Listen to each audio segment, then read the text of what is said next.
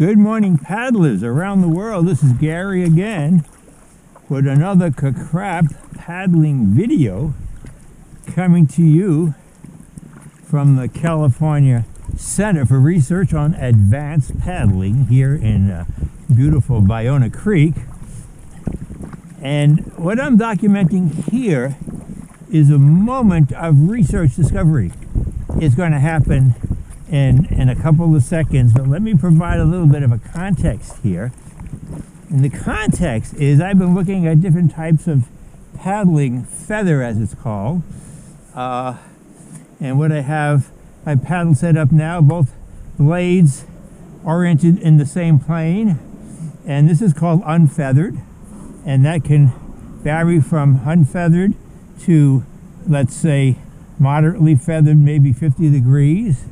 And you can see now they're not lined up. And even quite extreme, even 80, 85, 90 degrees. This is like 85. You can see they're not lined up. Okay, so why is this interesting? Well, for a number of reasons. And one is that unfeathered works fine. Actually, it works fine in just about all situations. But certainly low angles like the original Greenlanders and the Alaskans in the Aleutian Islands, their paddles are set up with the blades unfeathered, not offset like this, and they paddle in a low angle, sort of like this, because their boats are wide, their paddles are long. Boats are wide to make them stable for hunting, and the conditions, they develop their technology for hunting and getting around. But if I want to go up higher in a narrower boat with a shorter paddle, you can see that if I keep my wrist the same here, the blade is going to be not square. So I need to actually flex it a little bit. Not much, but enough to get it square. And if I don't do that right, so I'm doing right now, I'm controlling with the right hand, and that's the one that I need to flex a little bit when I bring it up higher. And also, my blades are maximum air resistance. I am paddling into a bit of a headwind, so that's going to give me a little bit more resistance too. So what happened is that when paddling started becoming an Olympic sport, I think it showed up first in 1924 in Paris, they were paddling and they decided, let's put them offset 90 degrees. Because now watch what happens. As I paddle, the top blade slices through the air with least resistance. Now back then they were using bigger, flatter paddles with more resistance. So these would perhaps benefit less the wing blade that was developed in the 80s. But to be able to do this, I have a control hand lined up, knuckles with the top, and if I paddle like that, it ain't gonna work. I need to really extend my top wrist to be able to get that blade square. Okay, so I have to do that, and that's pretty extreme. That's sort of at the limit of how far I can extend my wrist. Extending means bringing the knuckles back toward the shoulders, right, this way. Right, and I developed wrist pain doing that at not such an extreme angle, but even a lower one of 65 or so. Now we can go down to, I'm going to look at something like 45, like this. Now, I really don't have to do much flexing or at all. My wrist is more neutral. Actually, it still is flexing. So let me get it down to 40 or maybe 30, something like that. I'm still using my right hand as the control. And now you can see that there's very little flex. Just the fact of raising my hand up to about eye level, right, squares the blade of the release hand, okay? But I still have to get that right, and I can have a neutral wrist when I bring the paddle feather down a little bit. And then we started, of course, so I call that I would call that 40 degrees neutral. The first one was like 80 degrees extended, and when you get to 0, then you're going to have flexed all the time. the control hand will have to be flexed a little bit at least at the top to be able to get the blade square. So I'm thinking that, okay, this can work. All of those have some advantages and disadvantages, but I was saying, well, why can't we come up with a method that would allow the top wrist to always be neutral, if that hopefully is best for the wrist, so that that will be neutral, that would be neutral. And in fact, you can do that with 0. And the way to do that is you're switching control. All right? Always to the hand that's going down. That's left control or right control. Left control or right control. All right? So you're controlling here. When the blade gets about horizontal, then you resist here and you release on the blade that's going up. Now you have your knuckles on the top edge of the blade aligned. So now you can do that, and you can keep that wrist, both wrists, neutral all the time. Can you do that at super high cadences? I do not know. Maybe not. You're sort of juggling the blade a little bit, right? You have to coordinate the release of one hand and the control of other just at the right time. And at 110, 120 strokes per minute, I don't know if that's going to be possible. So I was thinking, how might we get away from that juggling and still keep the wrist always neutral? And the idea came to me that, well, instead of having the blade have a control hand and a release hand, and having the blade sort of spinning or rotating in the release hand, why don't we try to keep both hands always in control and let the spinning happen on the shaft? So this is what I am tentatively calling the free shaft, and this will be the free shaft paddle. Now, I have never tried this, so let me sort of straighten out a little bit. I'll clamp it down again. I really don't know what's going to happen. Theoretically, it should work. The only problem is now nothing prevents me from pulling the blades apart, and that would have to be obviously fixed in a real production model of this if it works out. But as long as I keep it pressure together, and I can only use the shortest length. This is the short 190 at its shortest length. This is the Baby Yantex 600 square centimeter blades. So I am about, now again, think of the theory. I'm keeping this hand always lined up, knuckles at top edge, and the same with the right hand. So that will always give me a square blade, and I don't have to worry about the top. Oh boy, I'm a little bit reticent about trying this. Maybe I shouldn't make this public. Well, I'm going to do it anyway. I don't have to make it public. If I fall in and make a fool of myself, I can decide what to do. Okay, here we go. And I'm going to start paddling for the first time ever with the free shaft, paddle shaft on a wing blade.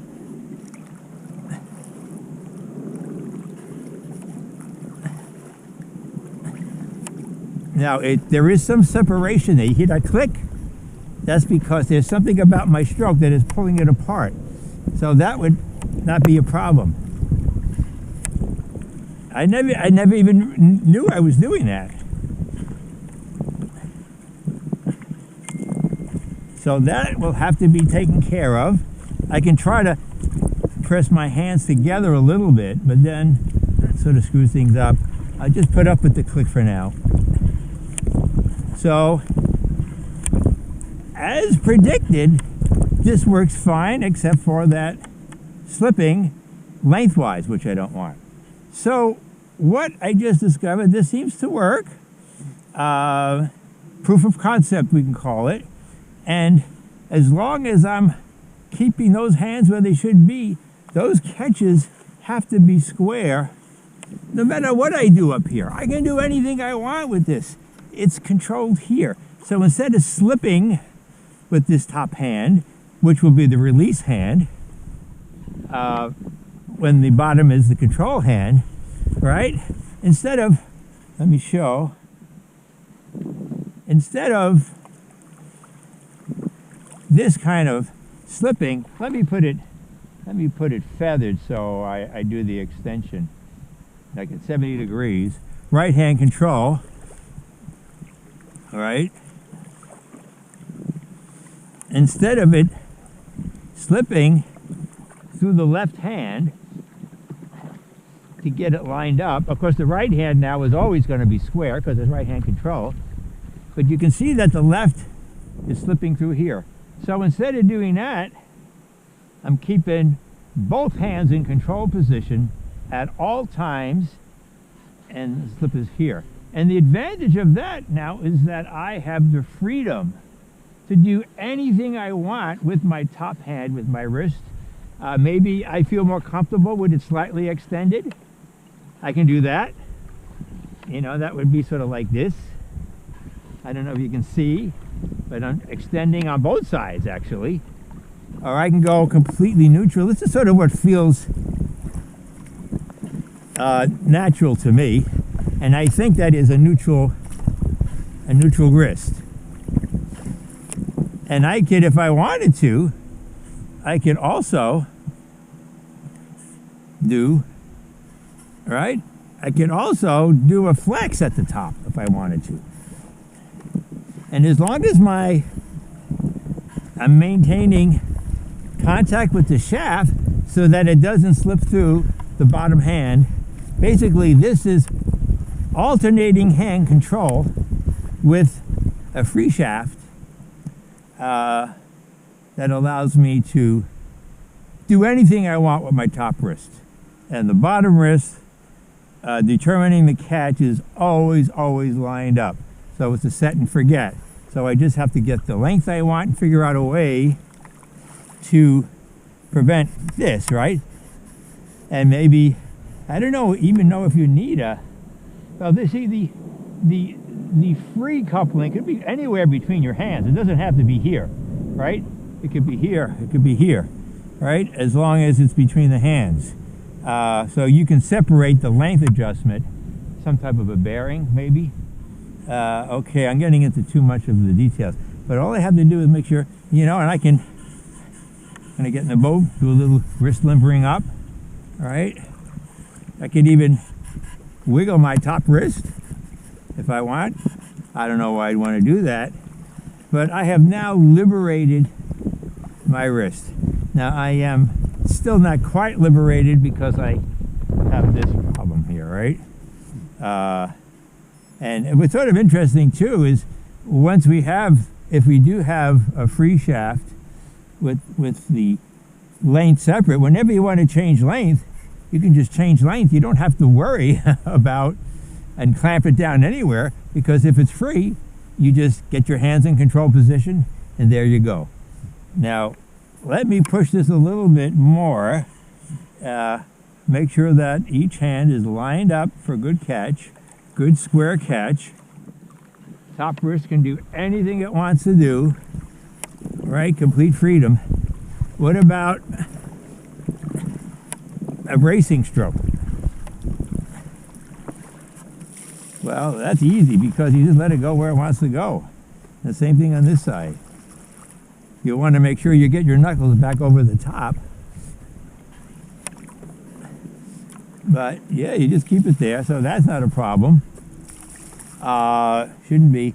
And this is a particularly interesting thing, is that now you can paddle at any angle, super low with a long paddle, all right, super high. Again, the control is always on the bottom hand, bottom wrist going through, all right? And you can even do a stroke that I've been experimenting with a little bit, super vertical, like this.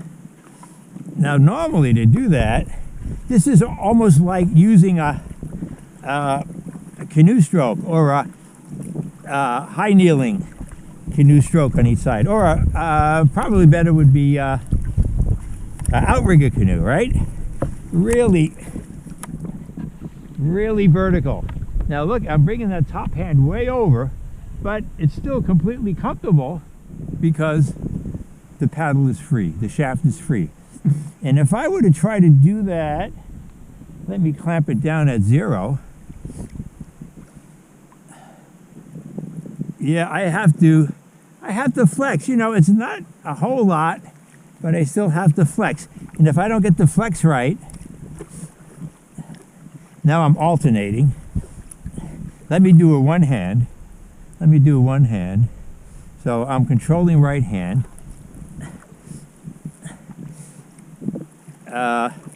Yeah, I have to be a little bit careful because I tend to want to go that way. I have to flex to keep it square. All right.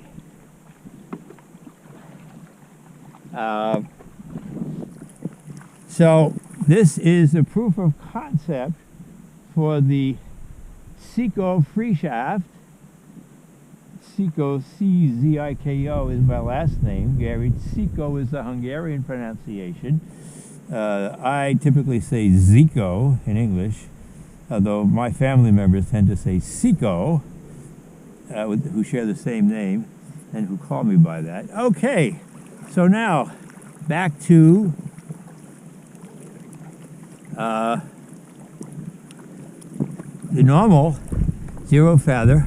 This feels a lot better in the sense that I don't have the length changing on me all the time. So I got to figure out how to stop that so I can do this in complete confidence and just let the bottom. Interesting. Oh, one other thing I wanted to mention is that, say, let's say I want to have a pretty much neutral top hand, right? And you can sort of see that my top blade is sort of slicing through a little bit. All right, because that neutral is giving me a little bit of an angle on the top. And if I compare that to clamping it down at 0, what happens is that the top is completely flat to the oncoming wind. So that would be the most air resistance, which would be good if you're going downwind, but not so good if you're going upwind like as I am now, okay? So we can do that. So if I use a neutral wrist without that little flex, you can see I'm getting a little bit of that angle, which might be good. The wind should tend to, at that angle, push it down, right? And it'll push it down on both sides, I think. So I would just have to adjust for that. Now, if instead I want to really slice through the air going forward, nothing prevents me from really extending my top wrist as much as I can. For some reason, I seem to extend my right better than my left. Now I'm slicing through. So all I have to do is extend the top wrist, and if I do that, I'm getting the feathering where I want it through the air. But I don't have to, right? Again, my wrists are free. So there you go. So I was pleasantly surprised, and this is authentic. I have never tried this before. So this is a moment of discovery which will go down in the annals of the history of paddling research. And it's all coming to you from the California Center for Research in Advanced Paddling. Here we see the UCLA Bruins up there, and then we see Loyola Marymount. I don't know what they're called. So there you go, and we'll see whatever happens to that, how that works out.